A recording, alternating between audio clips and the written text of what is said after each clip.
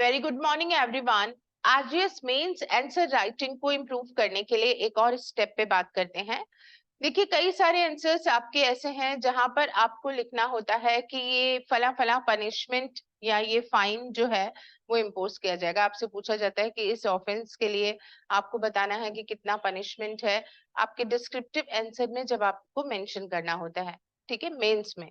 तो उसका प्रेजेंटेशन या तो एक तरीका है जो हम फॉलो करते हैं कि अपने जो आंसर का पैराग्राफ हमने बनाया है उसी में हमने मेंशन कर दिया कि इतना इतना पनिशमेंट है, और या फिर हम इस तरीके से प्रेजेंट कर सकते हैं। ये तरीका 3 लाइंस में आपको इस आंसर को प्रेजेंट करने के लिए बता रहा है।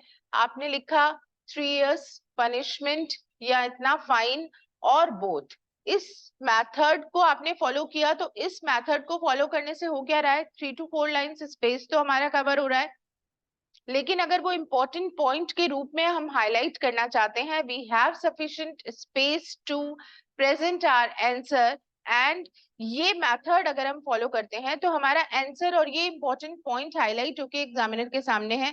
उसे सर्च नहीं करना है उस पैराग्राफ में कि आपने आंसर में क्या पनिशमेंट लिखा है, कितना लिखा है, कितना फाइन लिखा है।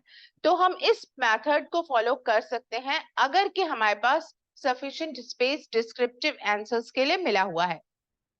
और अप टू 3 years या up to 2 years, whatever, up to या मैक्सिमम, नॉट मोर देन, ये शब्दों का इस्तेमाल हमें जरूर करना चाहिए जो कि अकॉर्डिंगली आंसर में आ रहे हैं। आप सीधे शुरू कर देते हैं 3 years, इसका मीनिंग ही लॉ में बदल जाता है। 3 साल की सजा या अप टू 3 years पनिशमेंट, इन दोनों में ही फर्क हो जाता है ना। तो आपको इन शब्दों के पर भी ध्यान देना चाहिए। केवल ये नहीं लिखना चाहिए 1 साल की सजा, 2 साल की सजा।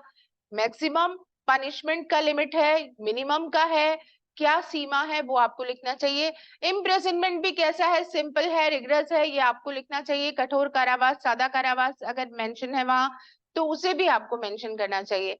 और फाइन के बारे में भी अगर कोई इस तरीके की लिमिट दी गई है, मैक्सिमम लिमिट दी गई है, मिनिमम लिमिट दी गई है, उन सब चीजों का ध्यान रखते हुए आपको आंसर लिखना चाहिए।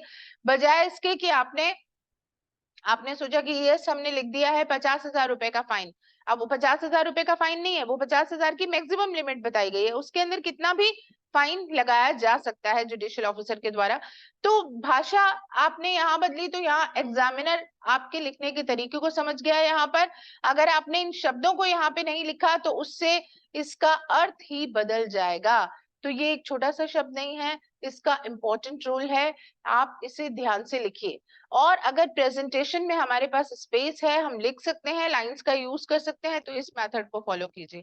और सपोज हमारे पास स्पेस नहीं है, हमें तो 5-6 लाइन का ही स्पेस मिला है, 3 मार्क्स का आपको आंसर लिखना है और आपको एक लाइन में ही लिखना पड़ेगा, आप इन लाइनों का इस तरह से कॉपी का इस्तेमाल नहीं कर सकते। तो आप लिखिए, आपने यहाँ लिखा जो लाइन आंसर आपने लिखी कि अप टू 3 years इम्प्रिजनमेंट और अप टू 50,000 फाइन और बोथ, ये आपने एक लाइन में लिखना पड़ा बिकॉज आपके पास स्पेस नहीं था।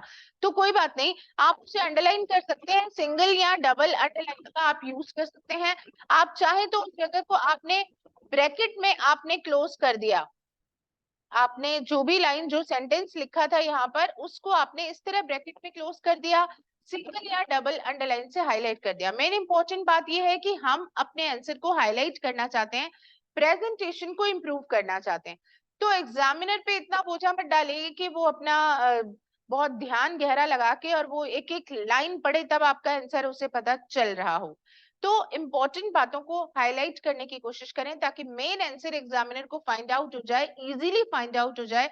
तो मार्क्स देने में भी वो आपको lenient हो जाएगा। आप उसे सुविधा दे रहे हैं कि आपकी कॉपी का प्रेजेंटेशन बहुत साफ सुथरा, अच्छी हैंडराइटिंग में आपने लिखा हुआ है प्रेजेंटेशन, तो आपको मार्क्स भी देने में वो कोताही नहीं करेंगे, वो आपको लीनियंट होकर मार्क्स भी देंगे।